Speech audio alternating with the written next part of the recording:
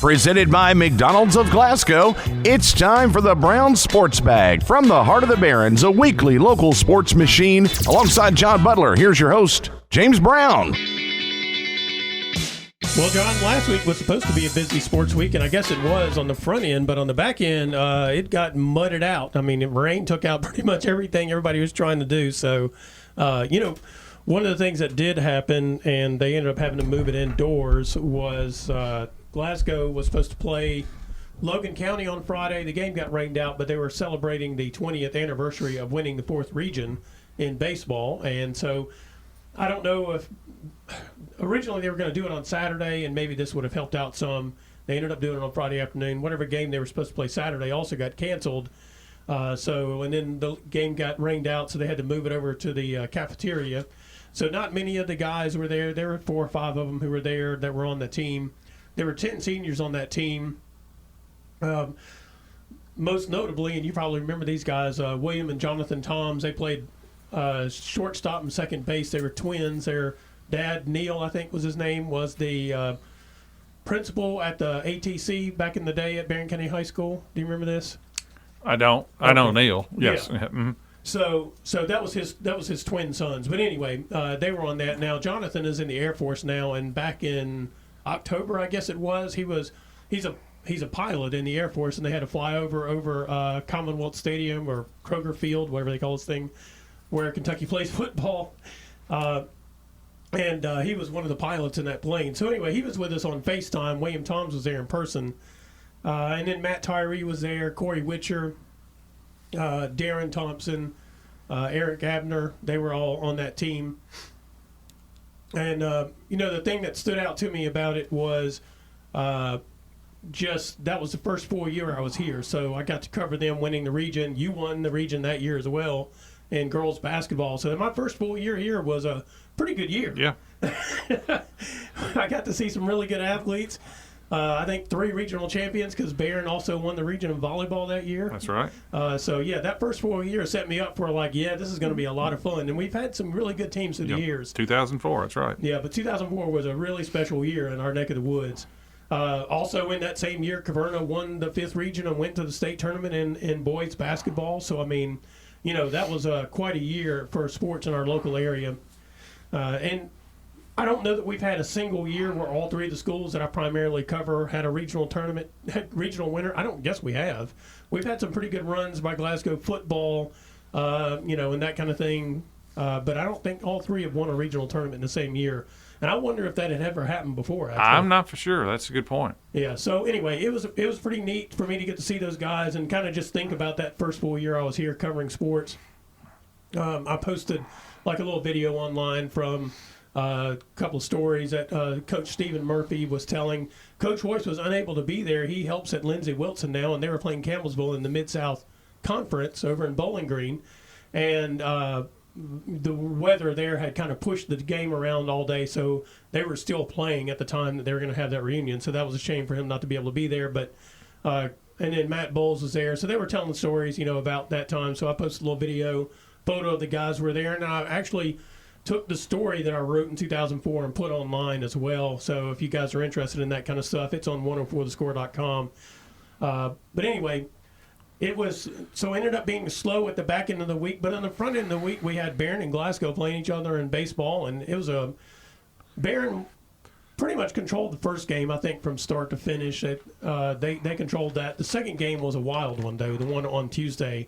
Glasgow got up 6-2, and then they ended up it was 2-2. They went into extra innings. Glasgow scored 4 runs in the top of the 8th, and then Barron manufactured as best you can possibly see ever. I thought it was 0-0 going into the 7th, wasn't it? It was. I'm trying to think of when the 2 runs were scored. And Glasgow scored 2 in the top of the 7th. Yes, that's correct. Yeah, then Barron scored 2 in the bottom and tied it up.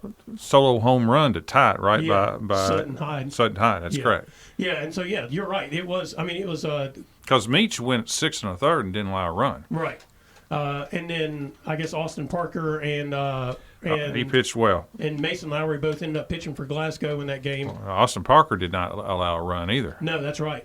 So yeah, it was a nail biter until we got And it was kind of like if somebody scores a run, they're going to win the game, and then it turned out 13 runs were scored in the last 2 innings of the game, which was very unusual. Yeah, to say the least. Yeah, it was. So we're going to talk about the second game first, I guess. Yeah, that's the lead in. Okay. Yeah, that's ended up being 7-6, and Barron had clinched the district title the day before with their win against Glasgow. But that was a 0-0 Meach for Barron. The lefty struck out 10, I think, of Glasgow. Went, I think, through 96 pitches, and I think Coach thought that was probably enough. Took him out in the seventh. Two-hitter, but Austin Parker was very effective too. He went 6 2/3 and allowed no earned runs as well. So it was a pitching matchup until the explosion happened in the seventh. It looked like Glasgow had it won twice. You know when you're up 2-0 and going into the bottom of the seventh, obviously you've got a big advantage, but I think Jackson Reese got a big hit to score 1 run. He was 2 for 4. He had 2 RBIs, and then Sutton Hyde hit the homer to tie it. Then Glasgow, comes right back in the top of the 8th and puts up what they put up. They put up 4 runs. 4. Yeah, they go up 6-2, and you would think that would probably do it. And then Barron just kind of whittles their way back into it in the bottom of the inning and scores oddly to win it on a third strike miss catch, right? Yeah. Catch or miss. It was a third strike swing and miss. I'm not saying it was, the ball was, borderline catchable or whatever. But anyway, it's a third strike, and you have a right to run if the base is occupied, you can run if there's 2 outs, and he did and made it, and Barron scored a runner from third. Kind of a weird. It's a weird walk-off, 7-6. You don't see many walk-offs that way. Right. Well, and one of the things that happened was I think when the pitch was when the ball was missed, and the runners crossing home, technically speaking, Glasgow still could have tried to get the out at first to prevent the run from counting, right? Because there were already 2 outs. Yes, you could throw it to first. And they just, I don't know what happened there in that moment, because it looked like they didn't even really try to make the play on the first. Well, in fairness, I had left. I did not see the last play, to be honest with you. I just was listening to it, so I was just trying to. I didn't see, where the pitch was or exactly what happened. I was there for a while. I didn't see that play, but it is kind of weird. Yeah, on third, you can throw it to first and get the runner out. Or you can try to tag the runner come from home. Either one would have ended the inning.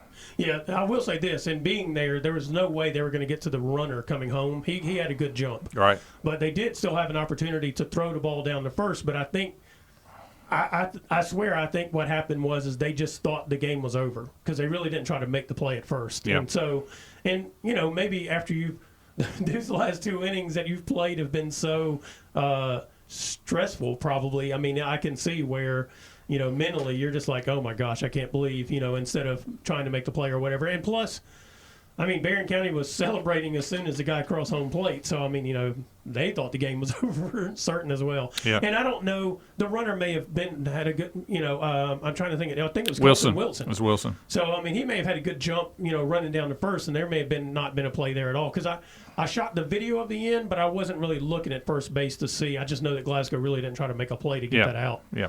So, anyway, it kind of set things up. Barron was undefeated in the district.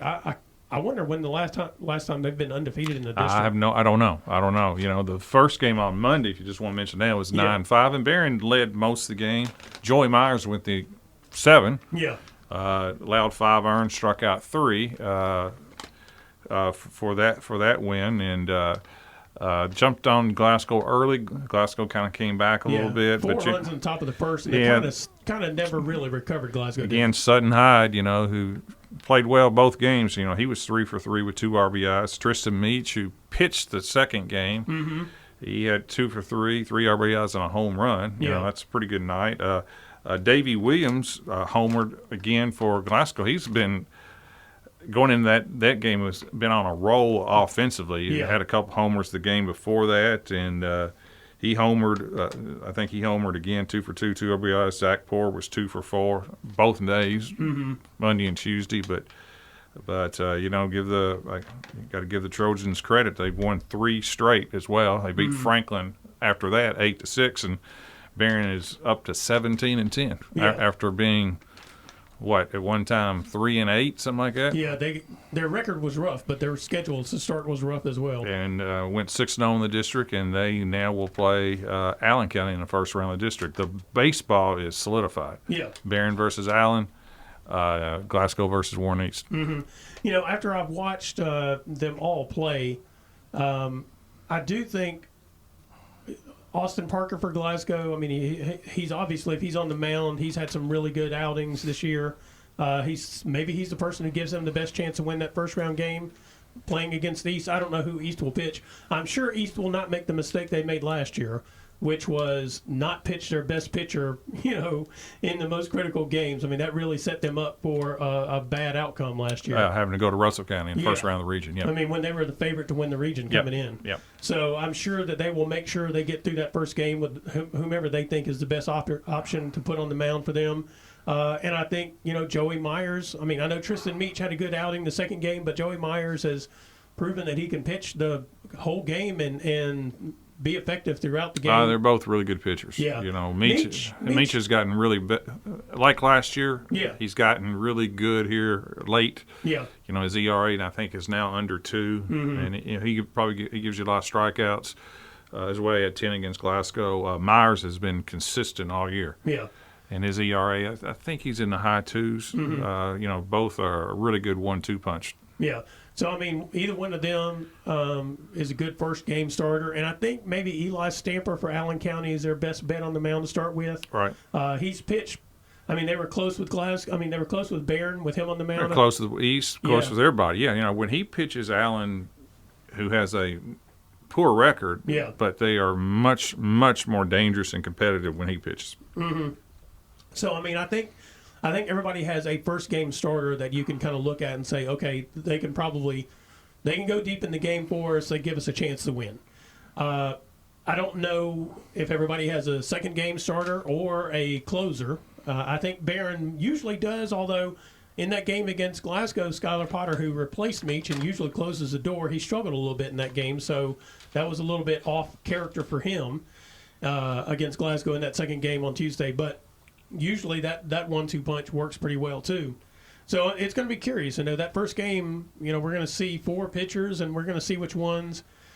And I guess maybe what I'm really getting at is we're going to see which teams actually can hit the ball against those pitchers that give these other teams the best chance to win. Well, it's not hitting; it's fielding and so forth. You need to play clean and so forth.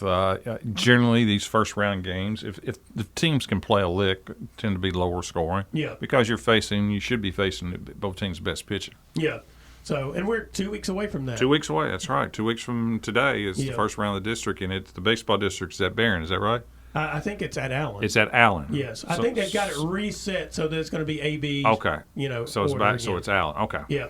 And I don't know if that's the case for softball. Maybe that's the case for softball as well. Used to, they would wind up being at the same place. It should be. It used to be not. And we got it changed back when I was coaching somewhere in the eventually got it changed, probably been 10 years or whatever. But at one time, if you wanted to see the softball or baseball, you had to, because I remember driving both places. So we got it moved to the one. So I assume it's the baseball and softball at the same place. Yeah, I think they've managed to keep it that way, but we'll see. We'll see. Okay.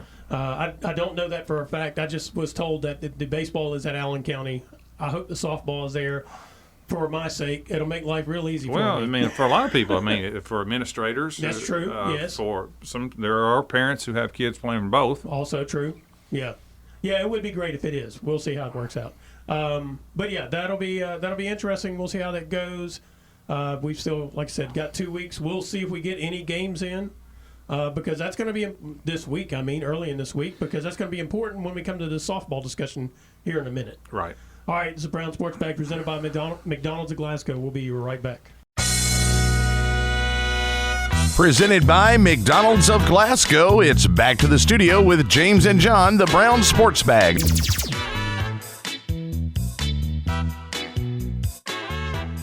I dropped a little tease there at the end of the last section leading up to the softball discussion because why the weather is important over the next couple of days this week is the fact that Barron is supposed to play they're supposed to play Allen County tomorrow, which is the makeup game that took forever to get rescheduled. Glasgow is supposed to play East tomorrow, and I think Allen County on Thursday, I think it is the way it works out. No, Glasgow's 0-5. Yeah. East and Allen are supposed to play on Thursday. Yes. So, yeah, so this weather this week, it's going to be hard to get into next week trying to still figure out the seeding in this district for the district tournament because one of the things that happened, Barron was kind of in cruise control, and Warren East, I would say, shocked them last week. Yeah, I don't know if shocked them, but I mean, the East is pretty good. Yeah. 6-5. I mean, it's. It was a walk-off double, I guess, as part of the shock. Yeah, I mean, I don't know if there's a huge difference between those two teams, but anyway, Barron's 4-1. If they ever get a chance to play Allen, yeah, and it does get a little bit hairy because I do think there's a cutoff where games don't count after a certain time. I think you have to play your seeded games before. It used to be before a certain date. I don't know what it is anymore. Okay. But Barron, East, and Allen are not settled in any of the 1, 2, and 3 spots. Right. Obviously, if Barron beats Allen, they're not going to be third. Right. But East is 3-1. Mm-hmm. Allen has lost, I think, 8 in a row, something like that. Yeah. They're 2-2 in the district, but they have really Ever since their pitcher got injured, they've not won a game. I don't believe. They've not won a game and have lost to some teams that kind of I can't imagine them losing to be honest with right. you. So, and I don't know how long she's out either. I have no clue. Well, and also, talking about injuries, I think they have 3 of their probably top 7 hitters who have missed all or most of this season. Yeah, that makes a big difference. Yeah, for sure. I mean, they're struggling health-wise and just on the field now. Right now, the only thing we know is that Glasgow will be the 4th seed. Yes. They're 0-5. Right. And they can't get out of that one. Right. But Barron, East, and ACS, we don't know, to be honest with you. Mm-hmm. And you can say, can Barron control their own destiny? Not really. I mean, they can go 5-1, but so can East. Right. Yeah. So. And then we get to the pill bottles or coin flips or however they decide to do this these days. That is correct. So it's just kind of open for debate. We did mention Barron had about a 13-14 game winning streak. Mm-hmm. I think snapped by Warren East 6-5. Tough loss. It was at East, but like I said, East is pretty good too. Yeah. And it's obviously maybe it was also shocking because the first meeting Barron beat them 15-6. I think it was. I think that was shocking. Yeah. Okay. Yeah, that was probably not indicative of. I think the teams are much closer than that. Well, it did shock me when they beat them like that on that day. Yeah. But then I thought, well, maybe. No, I think it's closer. To be honest with you, I mean, Warren East is a good hitting team. Mm-hmm. Barron's pitching has improved, but I wouldn't say they're not locked down shutouts all the time either. Mm-hmm. They are having to score a lot of runs to win their games and also get some really good play from their defenders because Shea Bogue doesn't blow by people. People get the hits. She just got to, as long as she doesn't give up home runs, then they're really good making the defensive plays. She's done a really, really good job. I've been really impressed with her composure and keeping Barron in a lot of games and so forth. She didn't strike out a ton, but she's very, very effective and gaining experience as the year goes on. And just to give you an indication, Barron went from the loss to East the next night or 2 nights later, defeated Franklin 11-1. Mm-hmm. Got right back on track and so forth. So that's generally always a good sign. Yeah. So yeah, we in the discussion of the softball, the weather is going to have a huge impact this week in terms of trying to figure out what the seeding is going to be. Who knows? It may not be a clear day all week. We don't know right now. Right. Today is pretty much going to be a washout. I think all the games today have been canceled that we planned on covering. Tuesday and Wednesday doesn't look really all that good either. So Thursday, everybody's probably banking on Thursday because I think it's supposed to be rainy again Friday as well. Yeah. On the other hand, Glasgow was very busy last week. They played 1, 2, 3, 4. They played 5 games. Yes. And none of the games were close. I was looking at. They blew out Metcalf 16-0. Uh-huh. They lost to Cumberland 9-0. Mm-hmm. Lost to Edmondson 15-3. blew out Hopkins Central 16-3 and lost to Todd County 10-0. So they didn't have a close game. It's like an NFL football Yeah, game. they went 2-3, and I think they went 2-3, and every game was a run rule. Yeah. That doesn't happen every. Well, I guess except for the Cumberland game, that was 9-0, but it's almost a run rule. Almost, that's correct. Yeah, they are a little bit hard to figure in a lot of ways because, their number one pitcher, Addison McCoy, she's not pitched all year because of an injury. They've leaned on Memphis Prophet to pitch, and she's had some good games. And then seventh grader Kerrigan Hagan has come in and pitched and has had a couple of impressive games, really. They won back-to-back games, beat Adair County, which a team they had lost to 15-0 earlier in the season, then beat Greene County 10-6. And it looked like, hey, they were playing better. And then they played the game against Barron and lost 15-0, in which they were never in the game. And so they're just kind of hard to figure. I think along the way they've had some also illness and injuries. The Barron game, Jakali Green didn't play, and she's one of their better hitters. They've had Natea Lightfoot, who I think is a seventh grader, step in and playing. They've had just a shuffle of players, it looks like, at different positions during the course of the season. I don't know. Maybe that's injuries. I think there are a couple who just aren't playing anymore from what I've seen. So it's been hard to kind of, gauge them as the year goes along. And I guess that's the case if you're not day in and day out basically having, the same lineup and that kind of thing for whatever reason it may be, which means the thing we talk about in these diamond sports, is you got to get that rotation down, get your rhythm going.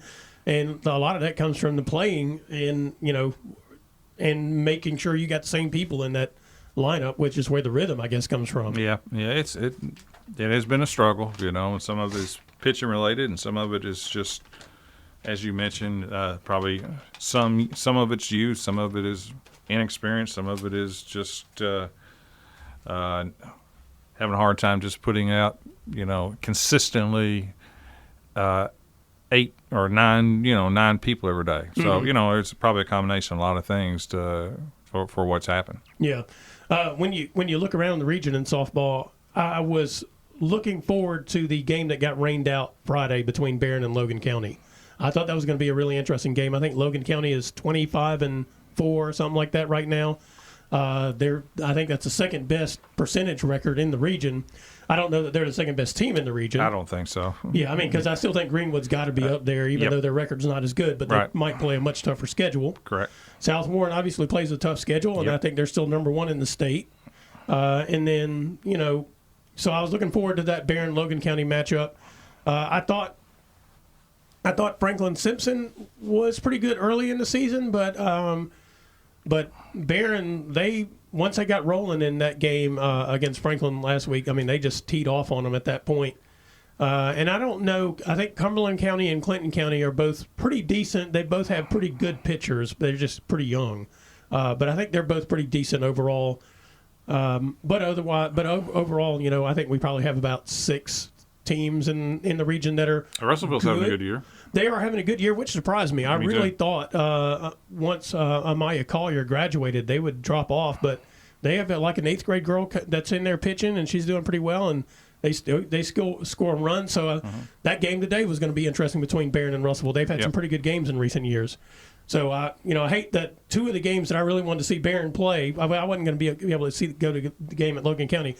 Results I wanted to see have been rained out, unfortunately. So I was looking forward to those 2 games to see how Barron performed in those.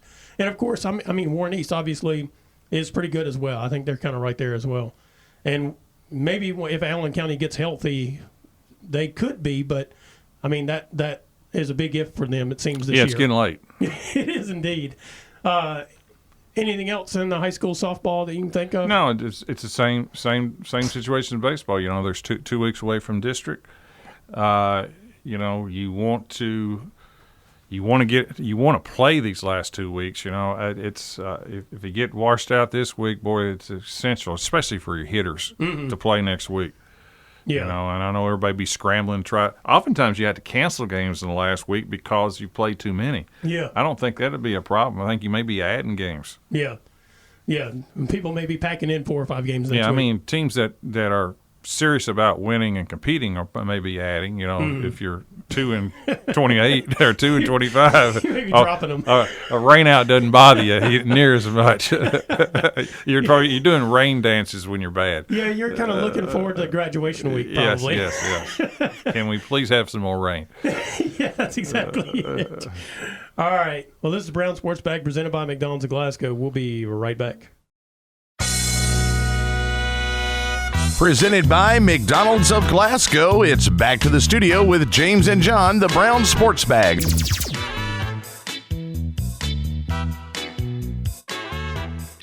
All right. During the between times, during the commercial break, John and I figured out that LeBron James is the greatest of all time.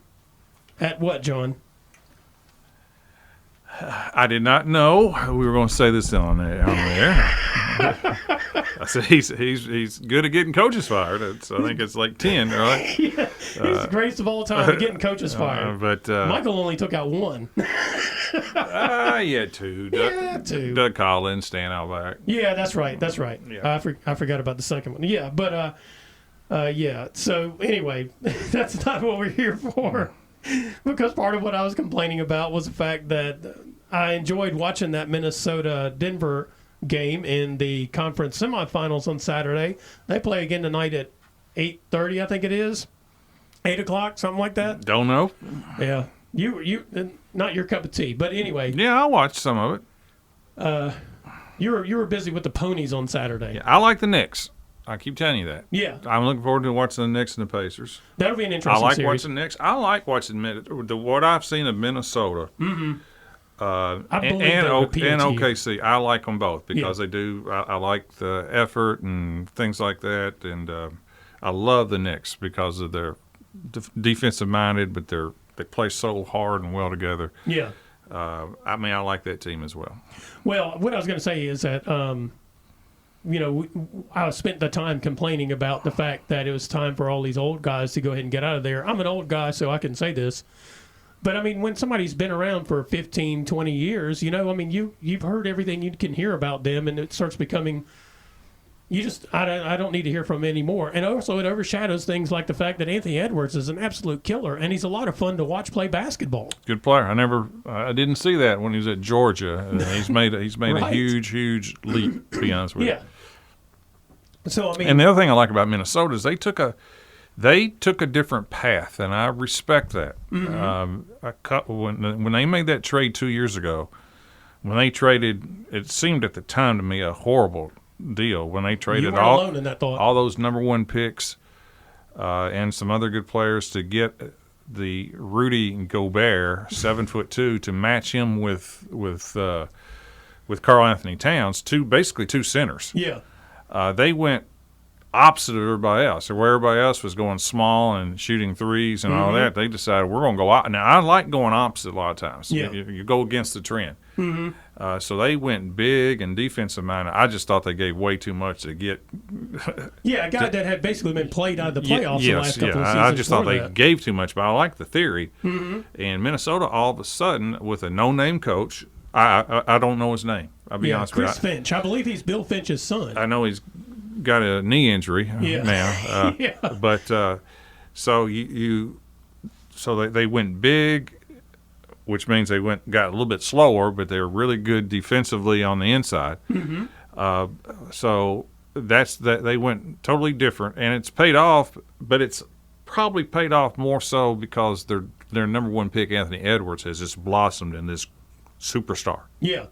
He's a throwback personality. Probably a top 5 player now in the league. He's got to be. Yeah. Because he's a throwback personality, because he's a guy who has plays every game. There's no load management with him either. No, and he's absolutely fearless in terms of like whomever he's playing against. He doesn't care to tell you about it. No, he has a way about him. All of them are cocky, but he also plays with a sense of, I guess, happiness out there too. Oh, he has fun with it and so forth.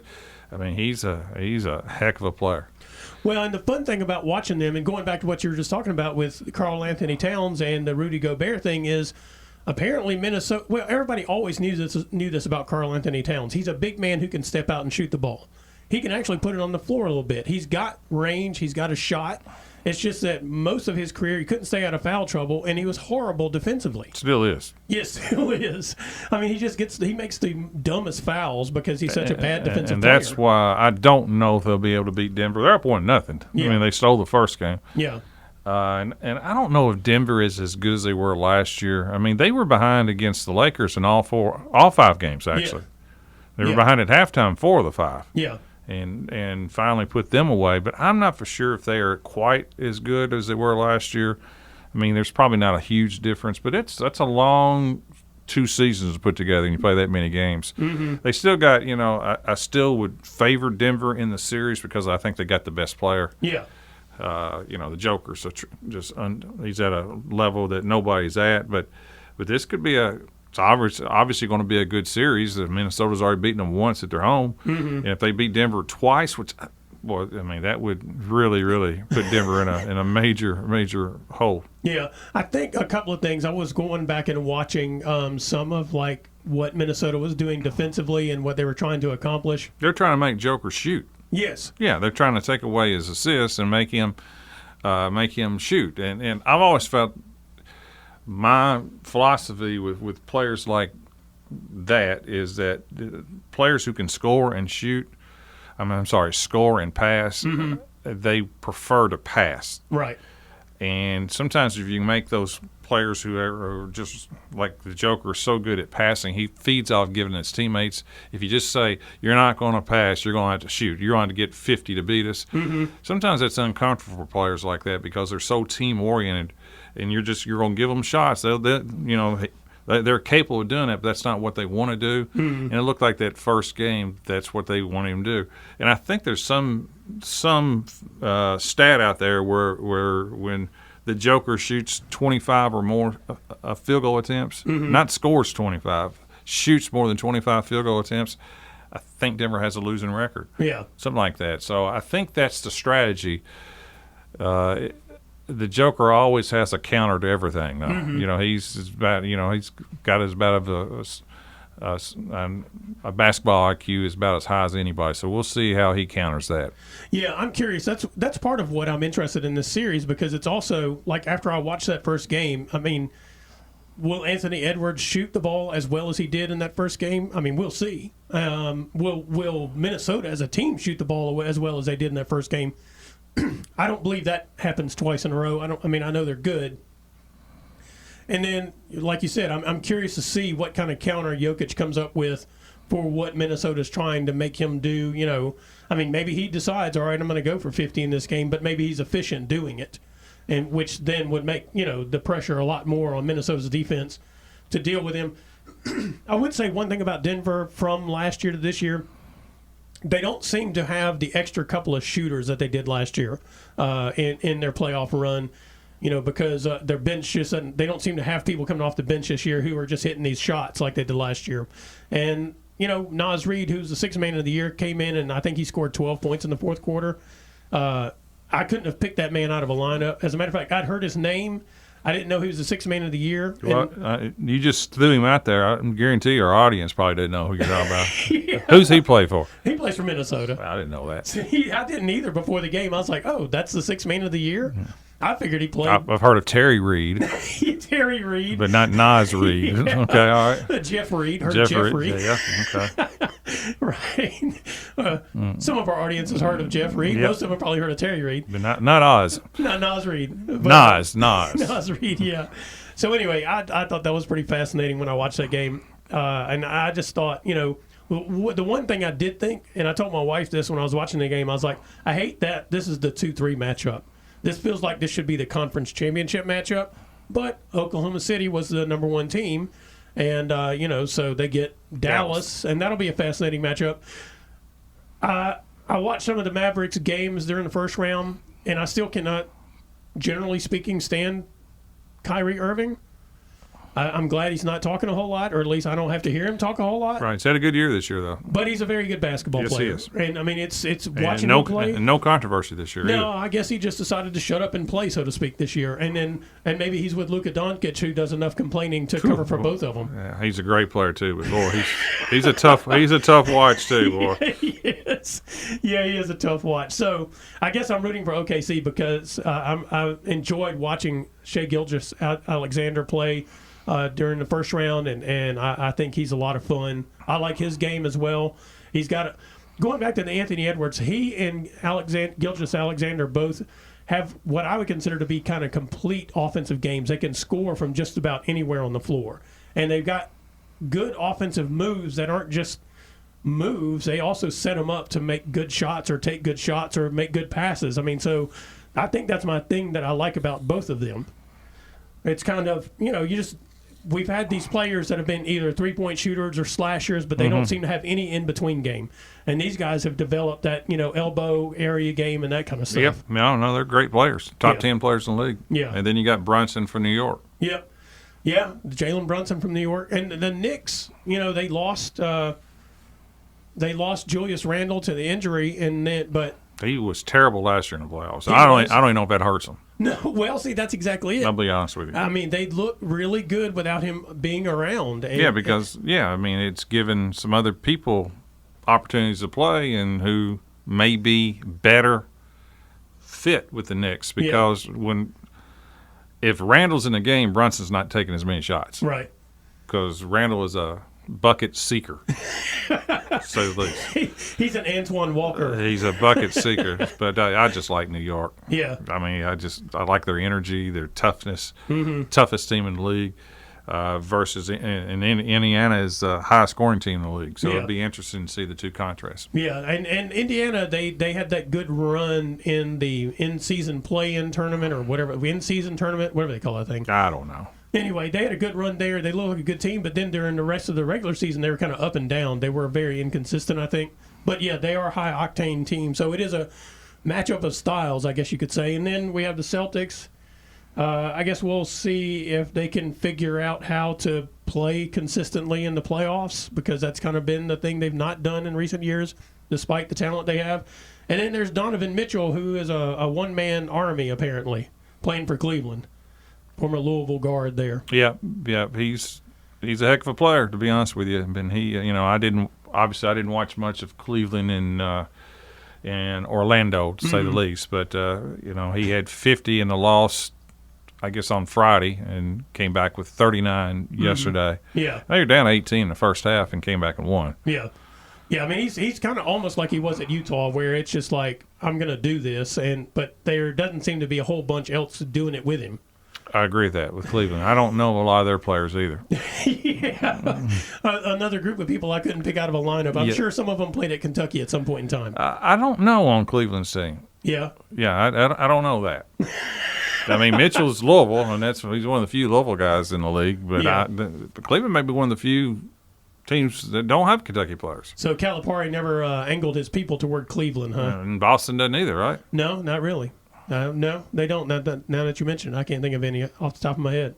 But, it'll be an interesting – I think the semifinals are where things really kind of get fun, especially with a couple of these matchups we have. I think they're going to be pretty entertaining. I hope so. I'm going to watch that game again tonight between the Timberwolves and Nuggets. I mean, I just – there are players in that game that I just enjoy watching play basketball. Anything else from the NBA playoffs or anything? No, that's it's the one thing about the playoffs, where they have it designed, there's a game every night. Yes. So they generally play one, take a day off, and somebody else jumps in that role. So it's for 7 days a week. Yeah.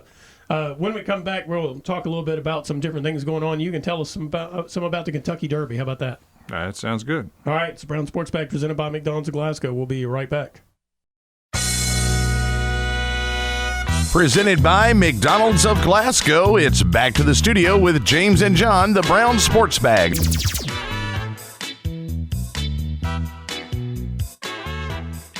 All right. Well, John, I'm not really into the ponies. I'm not really into gambling. I don't gamble. At least not in any way where I think I might actually be wrong. I just don't do that stuff. I know you enjoy all that kind of stuff. I don't. You don't No, enjoy it? I like horse racing though. Oh, okay. That's the part I do. But you kind of like the betting odds on things. I watch the odds, but I don't do any sports betting. Oh, yeah. I do not. But I do think it's interesting to see those things and things like that. But Yeah. I don't do that. No.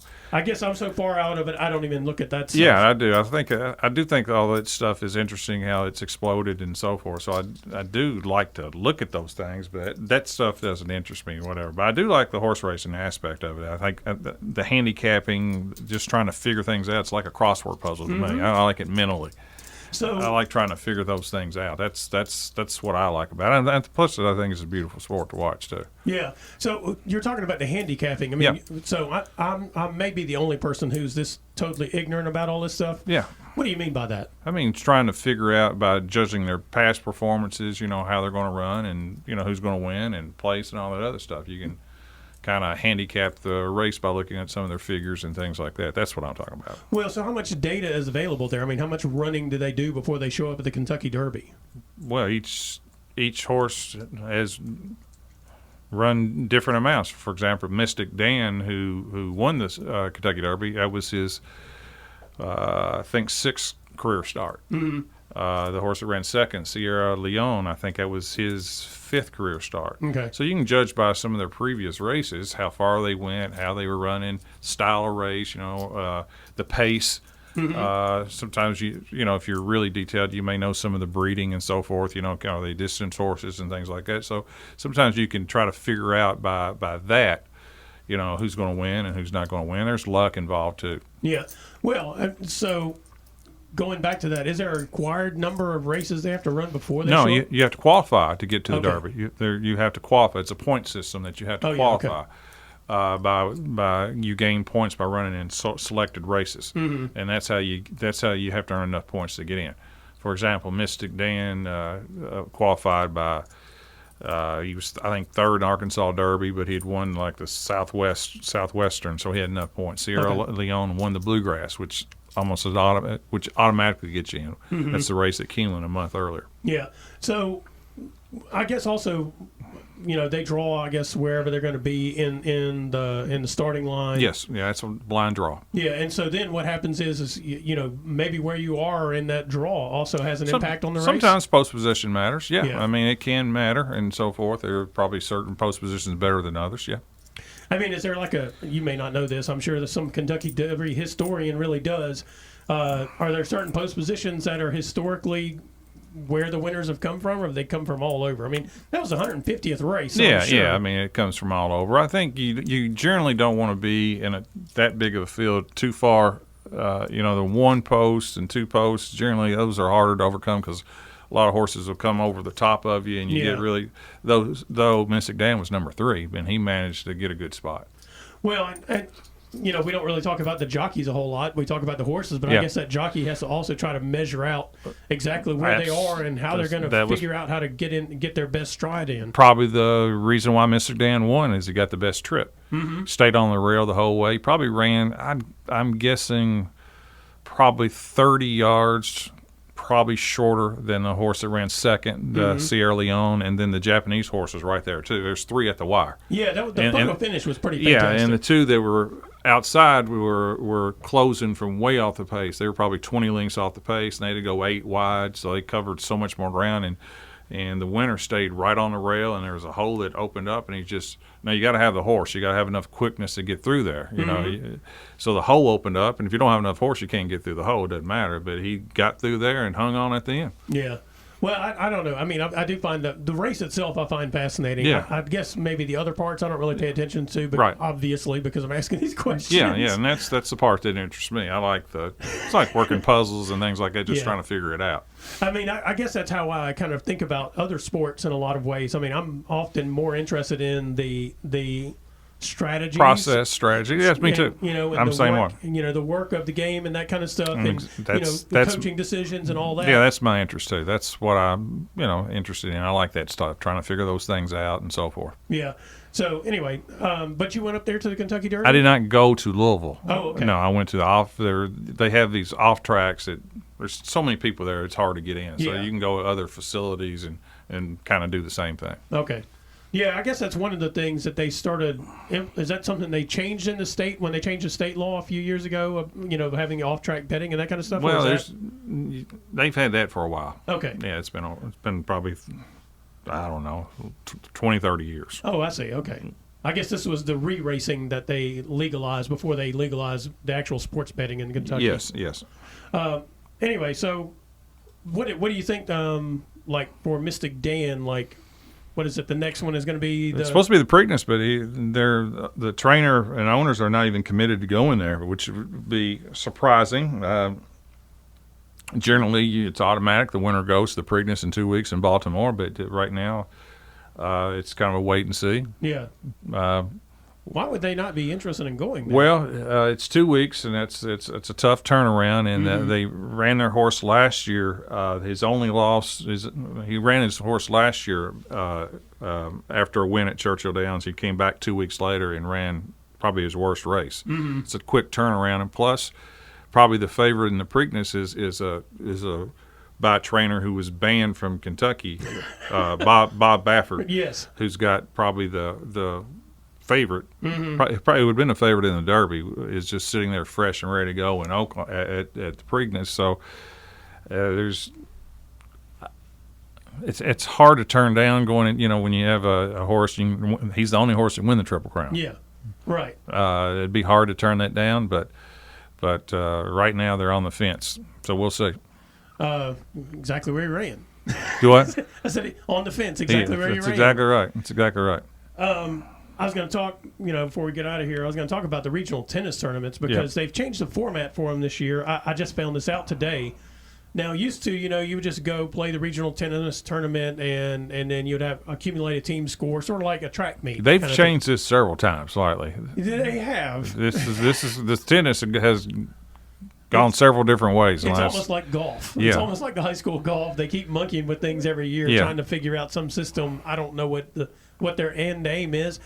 I guess their end aim is to get as many people to the state tournament or sectionals or whatever it is they're going to do. I'm not always in favor of that either. No, I'm not either. We've talked about that in football. There's too many football playoff teams. Yeah, I mean, it's like, oh, great, you made it to the state tournament. Okay. Yeah.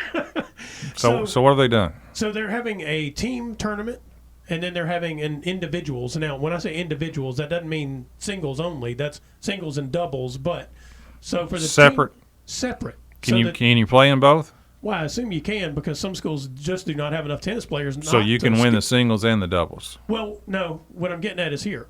All right. So the team tournament is you go and play another team, right? And then it's five matches, two doubles and three singles. That's kind of a classic way to do it. The two doubles and three singles, and then this is kind of how the regular season matches are supposed to work. Yeah, are they separate weekends or what? Yes. Okay. So then you can win a team tennis title, all right. Separate of you being your tennis players then going to the other regional tournament and having.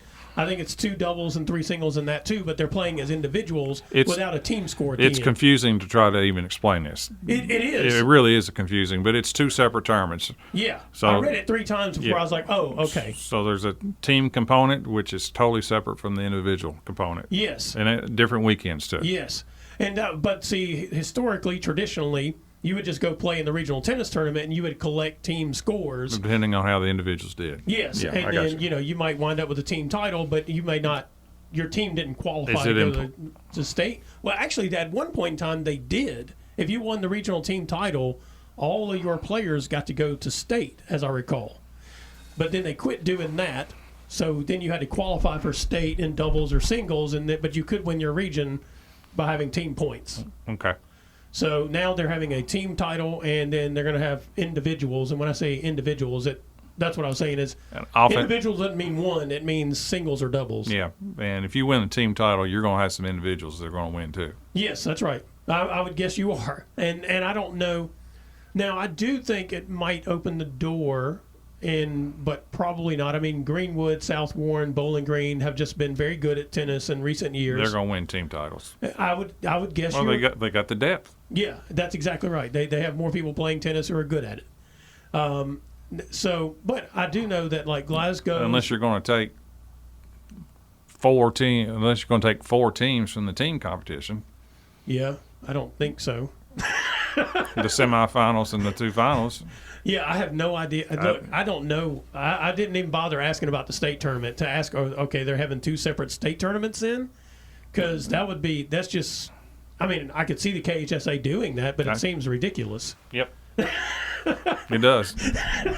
On two separate weekends where you go to Lexington twice to go play, at the University of Kentucky. I don't know how they do it in college. I know they have the team scores and they have individual champions. So I don't know if that's a separate competition or not. I don't think so. I think it's all just one tournament. That's what I thought so too. And I think that's how they used to do the high school. It was basically just like that. And I'm trying to think, is there still in golf, it's you can qualify as a team, but yes. But the individual also comes out. This individual competition is included in all that. Right. Yeah. So this is a separation. Yeah. Two separate events. Yeah. So okay. All right, I got it. Two separate events. I got it. Whenever I figure out what the brackets are, I will get those online. So the brackets will be Barron versus Bowling Green. I have no idea. And how many players are playing? Well, this is what I was going to tell you. The interesting thing was, I think it was last week, Glasgow's boys beat Greenwood's boys in a match. Okay. Now, I don't know if that was Greenwood's number ones and 1, 2, 3 and 1, 2 in doubles, or 1, 2, 3 in singles and 1, 2 in doubles or whatever. I don't know. I didn't see the actual who they were playing against, and might be in a situation where we're kind of seeing this in track where some of your better athletes are running only limited events. Speaking of track, we have the Terry Reid Classic. That is right, coming up Saturday. Not the sixth man of the year. No, Reid. man, he's the MVP. Yeah, we're talking about the Terry Reid. Yeah, but yeah, some of our top individuals they're not running as many with the team event, but they're going to run in separate things. So this may be going on in tennis too. I wouldn't be surprised. Anyway, yes, we have the Terry Reid Track Classic coming up Saturday. I believe this will be the 22nd year of it. I believe that is correct. We missed 1 year, of course, in 2020 when it was shut down for COVID. Hopefully they have good weather Saturday. Yeah. I mean, it's usually a lot of fun, a lot of folks out there, quite a few teams, so hopefully it's good turnout and we have good weather for it. And then we're closing in on the end of the track season. I think we got maybe the regionals are a week and a half away. Yeah, it's amazing. I know. Mm-hmm. There's just a short wind in the spring for good weather. Yes, yeah. And then on that end, I mean, we have at Barron County, of course, we have Chesney McPherson. He'll be trying to win the 3,200 again, or for the first time, but I think she finished second last year. In the state. In the state, yes. We have Brody Miller, who's one of the top 2-mile runners and in the state as well. I think he's probably in the top 10 or so, top 5 maybe even time-wise. Gracie Reed's up there, Terry Reed's granddaughter. Lucas Christian at Glasgow, I think he has a number 1A time in the 300, and he may be first or second in the triple jump. Cynthia Austin in the triple jumps having a good year. Those are the ones that just jump off the top of my mind right there. I know we've got a couple of others at both schools that are pretty good. Throwers, maybe a thrower. I'm trying to remember. I think Riley Wilson is doing pretty well in the shot put. That's exactly right. That's Chastity Nunn's daughter. That's correct. Mm-hmm. Who also got married in 2004. I found that when I was looking up the Glasgow info. Oh, Chastity did? Yes. Okay. Well, she graduated in 2000. Yeah, so I saw her marriage listed in the Daily Times from 2004. But anyway, yeah, so yeah, we've got that. We're closing in on the end of that. And, like you said, hopefully the weather's good. We'll see how it holds up over the next couple of days. We're supposed to broadcast some of these games here on 104 The Score. It's baseball and softball for Barron County coming up this week. Obviously, we were supposed to carry the one today. It was supposed to be Senior Day. It got canceled. I think we are down to do the Warren East game tomorrow as well, I believe. So I don't remember the rest of the schedule. We got a couple more at the end of the week. I believe that's the way it's supposed to be. So, you can tune in here. The Allen game. Yeah, the Allen game. I keep saying Warren East. I do not know why. But anyway, the Allen game tomorrow. We're supposed to broadcast that Softball, one, I believe. Yep. So, yeah, with Jay Turner on the call there. And so we'll have those on. Be looking for our Facebook page. We put the info on there and the link to where you can go and watch the games on YouTube as well for the games that we broadcast. You can watch them and listen to Jay Turner call them. Sounds good. All right, John, thanks for joining us again this week here on the Brown Sports Bag, presented by McDonald's of Glasgow. We'll be back next week.